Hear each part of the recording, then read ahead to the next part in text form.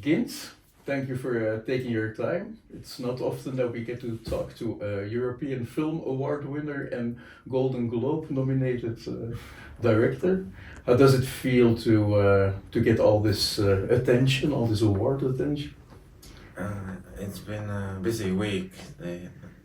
All these kind of announcements were at the same time, and yeah, it's quite strange. I don't know, but it really helps the film, and like with these indie films, it really makes a big difference. It's not just some, I don't know. Yeah, it's not trivial. It's really what I care about is that people see the film and they notice it. But it's kind of hard to compete with the big Disney and kind of those bigger studios. So this is really huge for us, and hopefully, like people will notice us now. The movie that we're talking about is Flow. Could you tell us really short what it is about? It's an animated film about a cat who's afraid of water, and this cat and all the other characters behave like animals. They don't speak or tell jokes. And there's a big flood that destroys the cat's house, and it has to kind of go on this adventure in a small boat with a group of other animals, kind of trying to escape the flood. Yeah. You say it's an animated movie, but to me, it doesn't feel like an animated movie at all. The camera never stops moving. There's so much going on. Could you tell a little bit about the technique that you use? Because as an older guy, I grew up with the animated Lord of the Rings, which was a rotoscope. So sometimes the animals almost felt like that, but I don't know what technique did you use. No, there's no rotoscope. It's all animated by hand. We just looked at a lot of references and studied animals, and yeah, went to the zoo as well to kind of do references for different types of animals. But well, it's what is important to me is kind of telling the story visually with kind of without dialogue. I can kind of express myself with everything else, and so camera is like the one of the most important tools, and so the way it kind of follows these characters. It's not just like functional. It's really kind of telling the story and kind of showing emotions. How the camera can feel afraid at certain times, and it can feel curious. And so I wanted the camera to be very close to the characters to create that sense of intimacy. But also there are very long shots, some of which are almost 5 minutes. And I think this really helps also to create a sense of immersion. We are inside this world, very close to the characters, and yeah. So I wanted to have also like imperfections. So there's like handheld movement, and sometimes the camera is reacting to things a little bit delayed, as if a real person would be there, but they don't know exactly what will happen, and they're just trying to do their best, but sometimes they just miss something, and there's like if the water hits the camera, it gets swept away. It doesn't maintain a perfect frame. So it was about kind of finding those imperfections, which in animation, of course, are there for a reason. We don't get them for free. We have to actually design them, and so everything is has a purpose. It's interesting talking about the camera movement. One of your favorite directors is Alfonso Cuarón, and the movie made me think actually of Children of Men a couple of times because it also has these long take segments. Was that an inspiration for you? Yeah, but like with every film I do, I think I'm kind of exploring this style for a while now. I think this is the furthest that I pushed it. But yeah, it's about kind of instead of cutting from a close up to a wide shot or vice versa, you're moving the characters within the frame or moving the camera towards the character. So within a shot there are multiple smaller shots, and so I feel like every time you would cut, you kind of remind the audience that you're watching a film, and without cutting you kind of forget it, and there's like this constant movement which kind of creates a hypnotic sense of kind of momentum, that always kind of draws you in, and so that was important to kind of like captivate the audience with movement. Like I'm really interested in all that kind of blocking and the movement itself. It can be expressed a lot. It's almost like more important than the story or anything. Like it's how I could like watch some films without sound or color. It's just about like the movement can be very kind of cinematic. So that's why I also want to design the shots myself. It's kind of what I really enjoy, kind of discovering these scenes, because I don't do storyboards. Usually animated films are drawn in kind of a 2D version, but instead I kind of discover them in the 3D software, where I can explore the sets and walk around with like this virtual camera, and so it's one of my favorite parts of the whole process. It's clear that you do a lot yourself. Before this one, before Flow, you did everything yourself. Yeah, I made my first feature myself, and that was kind of like my unofficial film school in a way, where I actually didn't go to a film school, but making that film, I thought I would like go through every process and maybe learn the basics, and so that if eventually I would have a chance to work with a team, I could kind of understand what everyone does and communicate with them. But yeah, this story of Flow is kind of the story about a cat who used to be very independent and now has to learn how to collaborate. So it's kind of about my experience of going through the same thing. And what was it like to work with a really big team? Yeah, for me it's a very big team, because it's like 50 times bigger than the last film I did, but compared to like bigger Disney films, it's like 50 times smaller than what they have. So yeah, it's kind of all relative, so yeah, it actually felt kind of intimate, the process. We could like speak with everyone. There wasn't like a big hierarchy of kind of supervisors, and like it took a long time. So it's 5 years.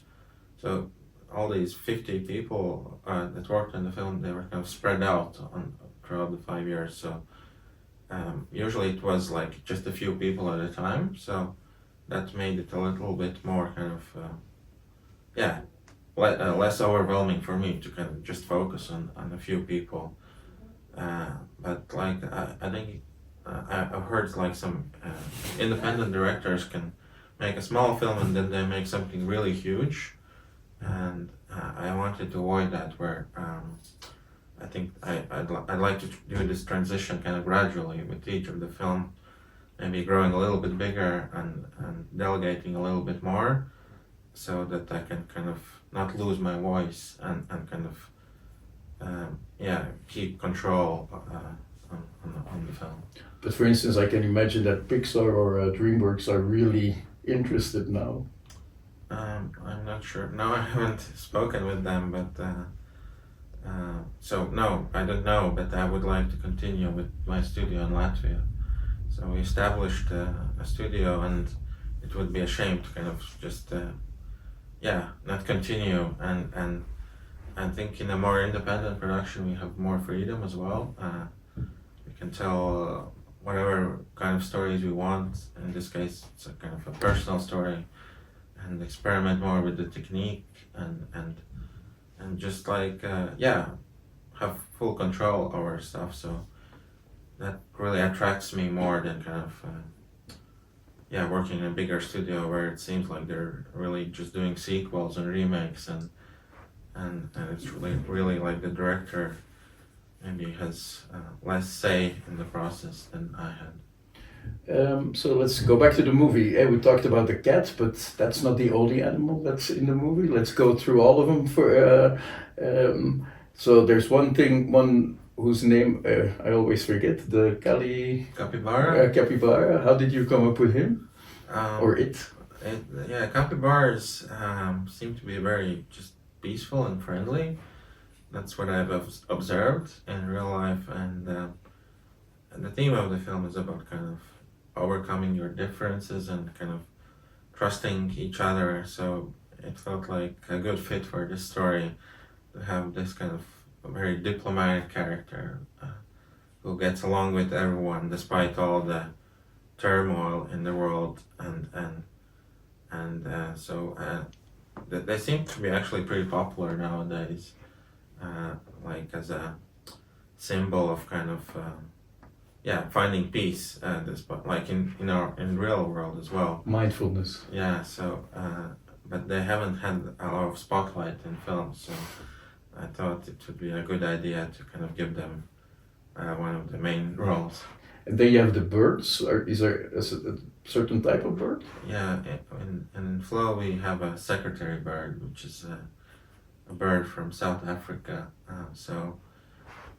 Well, we needed a bird, and it needed to be big enough to be able to carry a cat, and it needed to have this kind of very majestic presence that kind of demands respect in some ways. That is kind of very almost like like the cat really looks up to this bird and it wants to be like the bird, and so we found the secretary bird which had like this very majestic quality.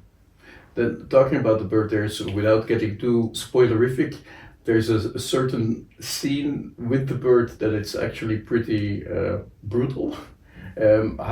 Was there any limits for you, like because you can imagine that it's an animated movie, that you both have an adult and a younger audience, but how far you could push that brutality? Well, I think it's relatively okay for kids to watch it. So we don't really like. It's more what you imagine than what you see, I guess. But and no, it was just actually when designing that scene, I didn't think it would be that strong. But our animator Veronique, who did this shot, really did an amazing job where she pushed it maybe further than I expected, but it was so strong that we really had to have it like that, and but it's important to have real stakes, to have that you care about these characters, that they're not just some cartoons that kind of that you don't really relate to. It was important that we have emotional attachment, and so that's why I think it feels more emotional because they are real animals. If they would be like people, I think it would be less intense and less emotional. But there's darkness, but there's also light, and there's also kind of all kinds of emotions, and that was important to find that balance. Yeah, talking about the humans or human characteristics, I think the closest is the lemur, or I don't know about the pronunciation. Yeah, it's lemur. Yeah.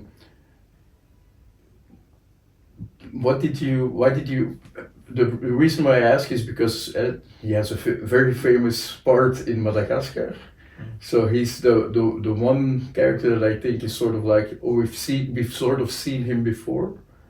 Why did you pick him?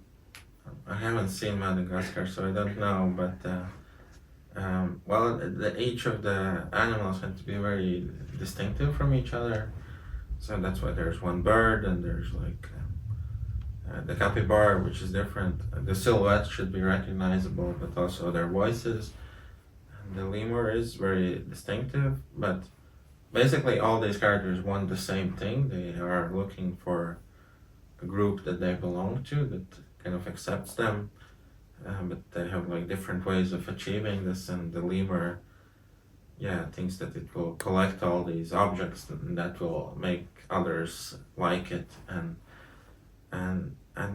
so I don't even remember how we picked it specifically, but it's almost like a casting process with these characters where we consider what would happen if we put them together, what kind of either funny or dramatic situations might arise, and so it was pretty early that we kind of settled on these 5 main ones. And then there's a dog, of course, which I almost forgot. Well, I guess man's best friend. So the cat and the dog are inspired by real pets I've had. I was very familiar with their behavior, and the cat throughout this journey kind of learns to be more trustful and collaborative, but the dog is kind of in an opposite journey. It starts out being maybe too trustful and dependent on others, and then it learns to be more independent. So that was important to show that there isn't like a simple answer, that there's positives, negatives to both of these ideas. Because when it comes about, when we talk about not everything being black and white, it could also be like a metaphor for the whole immigration topic that that a lot of discussions, right-wing politicians like to delve into it, about the problems. The other side maybe makes it too positive, I don't know, but it's because you sort of, in the movie, you see both sides of the discussion, I think. I don't know, I guess so, yeah. It's I tried to find something, like with everything I do, it's about kind of not leaning into some didactic message, but trying to find like an honesty between that, and kind of, yeah, showing that these characters have to make difficult decisions, and maybe they're both right or they're both wrong, and that makes it more interesting if there's like a simple good or bad answer to everything. And but I wasn't really like trying to reference any like real events or like with other topics as well. I've been asked if it's about this or that, and to be honest, it's really, I just tried to make a film and it's personal to me, about kind of figuring out how to collaborate and then kind of facing those fears. And with animation, because it is somewhat abstract or kind of allegorical, we can kind of imagine, we can fill in these blanks with our own experiences, and kind of that's why I think it's interesting that there's all kinds of interpretations, and so I don't try to impose that my way is the only way you can see it, but I think it's good to have discussions after the film. And I think often in animated films especially, it's all very clear cut and